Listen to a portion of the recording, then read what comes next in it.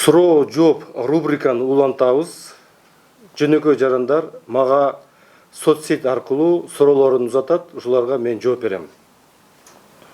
Динара Орозбаева Instagram аркылуу мага суроо узатты. Бакыт Эргешев, сиздин жумушуңуз аябай көп болсо керек. Бирок үй бүлөңүзгө убактыңызды көбүрөөк бөлөсүзбү? Урматтуу достор, убакыт эч качан жетпейт.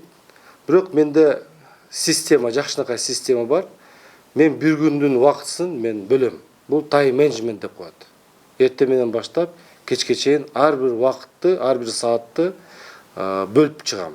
4 чөйрөгө бөлөм негизинен, 4 чөйрөгө. Бул биринчи чөйрө бул ден соолукка байланыштуу, экинчи билим алууга байланыштуу, үчүнчүсү бул өзүң жумушуңа байланыштуу, төртүнчүсү үй бүлөгө. Ушу үй бүлөгө байланыштуу убакытты мен сөзсүз бөлөм. Кечкурун тамактануу астында биз балдар менен сүйлөшөбүз, кыздар менен китеп окуйбуз, балдар менен шахмат ойнойбуз, спорт жаатында машыгуулар кандай болуп атканын, кандай жетишкендиктерин, алардын суроо жообуларын угам. Мына ошого окшогон биз негизги үйдө ушул кечкурунку убакытта бөлгөнгө аракет жасадык. Мен дагы ушу айтат элем досторго, сиздер дагы эң негизги баалуу адамдык ресурс бул убакыт.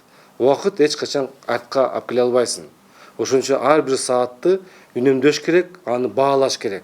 Ошо убакытты сиздер bir күндүк убакытты сиздер туура эгерде бөлүштүрсөңөр, сиздердин өзүңөрдүн ишиңер ушул bir күндө алда койгон иштерди сиздер бүтүрө аласыңар деп айта алат элем. Анткени мен бөлгөндөн кийин мен кечкурун анализ кылганда кайсы иштерди бүтүрө алдым деп карасам, ушу ишти бүтүргөнгө жетишкенимди мен көрүп атам. Сиздерге да ошону мен сунуштайт элем. Үй бүлөнүн коом үчүн, мамлекет үчүн мааниси абдан чоң. Эгерде үй бүлө бекем болсо, эгерде балдарга биз туура тарбия берсек, ошондо мамлекетибиз да бекем, туруктуу болот. Мамлекетибиз өнүгөт, мамлекетибиз күчтүү болот, мамлекетибиз ынтымакта, элибиз бирдиктте болот деп, мына ошон үчүн үй бүлөнүн туруктуулугу өтө мындай терең мааниси бар деген ойдомун.